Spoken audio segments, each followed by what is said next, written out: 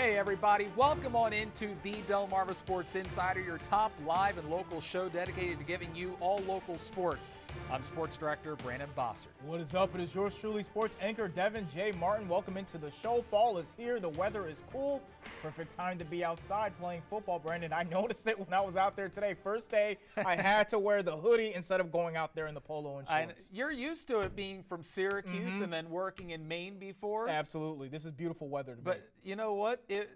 It wasn't cold in terms of the temperature, but I was cold. You didn't like it? I did not You like didn't like it. I liked it. I think this is the limit, though. Any colder, we're going to start having a problem. I don't want to have to see my own breath out there, but I know that's coming. But, again, we're only 2 days into fall, and, I mean, a week ago it was, 70, 75.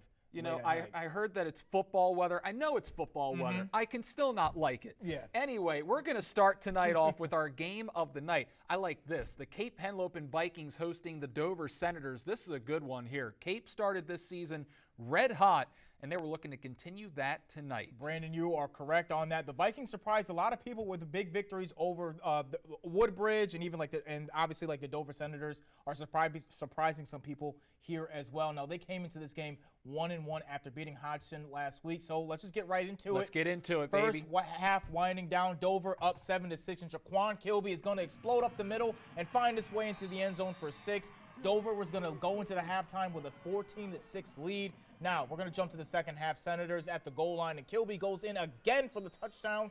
Dover's up 20-6. Now, Cape would try to get something going on this next play. They flick it to Makari James.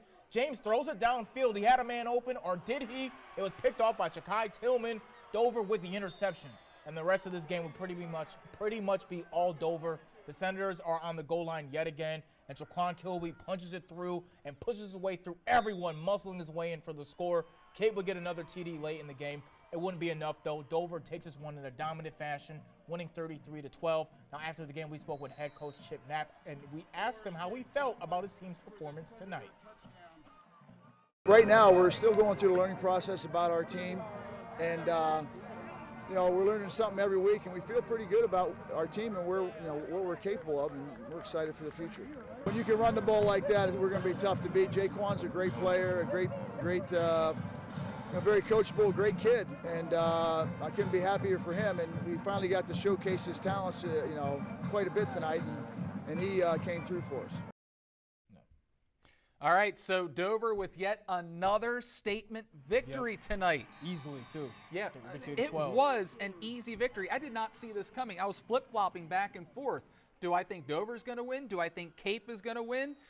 In the end, Dover ran away with it. Kilby, one of the best backs in the state. He might be the fastest guy in the state of Delaware, and that O-line can take care of business in the trenches as well, so that's a deadly combination for defenses for anyone facing the Senators. So we saw Dover lose in week 1, that heartbreaking loss, a game they could have won, and they have responded so well to that. They're a young team. They go out and blow out Hodgson.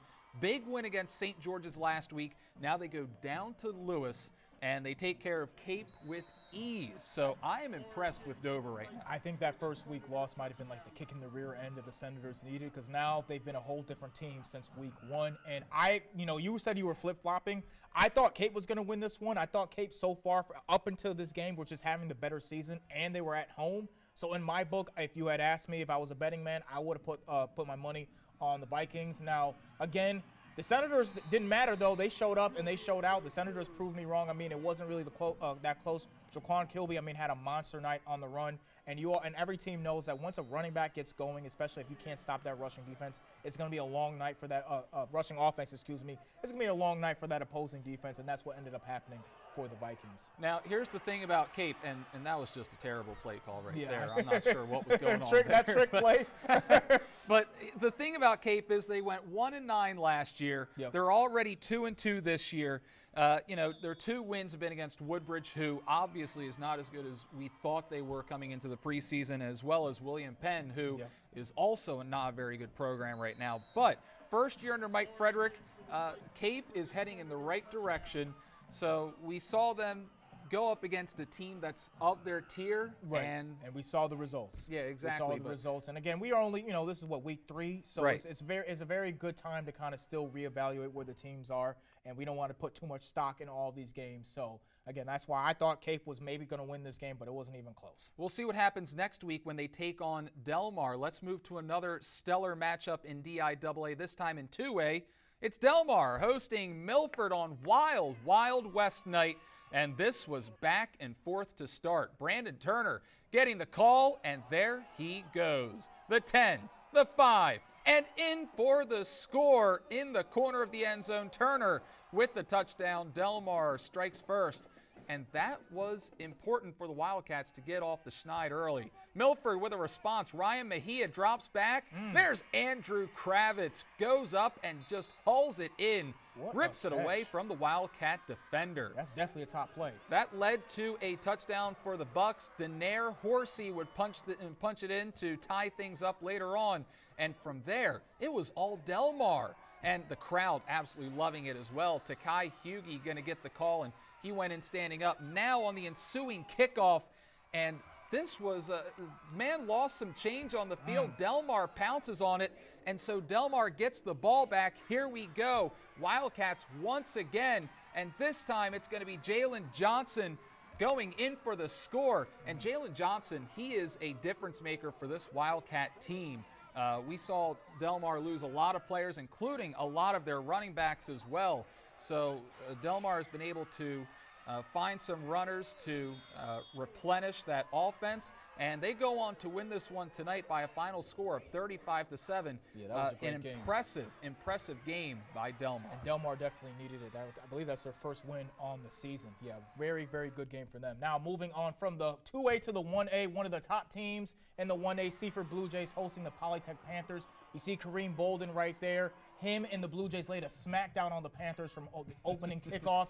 You see the Panthers would score a couple touchdowns. You see Michael Beasley, not the former NBA player, but him for the Panthers, the sophomore, he scores on the run right there.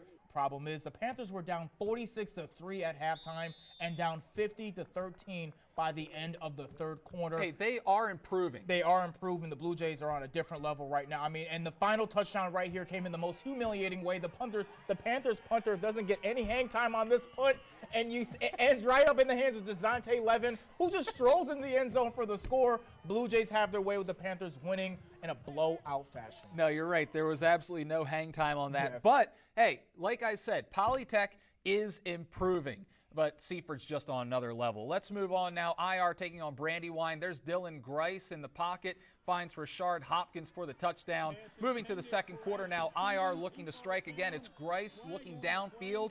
And receiver is tripped. Flags are thrown. Brandywine gets called for PI. And next play, Hayden Hall is going to get the ball. He fights and stretches his way into the end zone like a Stretch Armstrong. IR takes the 14-0 lead over Brandywine going into the half. Now the Bulldogs would make it close in the end, but IR holds on to the lead and they take it close one. Final score of 28-20. IR's first win of the season, as well as their first points of the season. Now let's get to the rest of these games across the Henlopen. You see right there, Smyrna beat Cesar Rodney 44-0, and Odessa Spanks, First State Military Academy. That was a big win for them. And also you see that Sussex Tech, they beat Woodbridge. We don't have that score Woodbridge actually was able to take care of Sussex Tech tonight. Final score of 35-7. Like we talked about last week. Woodbridge wins. Sorry about that. If Woodbridge had a problem with Sussex Tech, we know there's something wrong up in Greenwood, but Woodbridge able to take care of business tonight. All right, so let's talk about what we saw this week.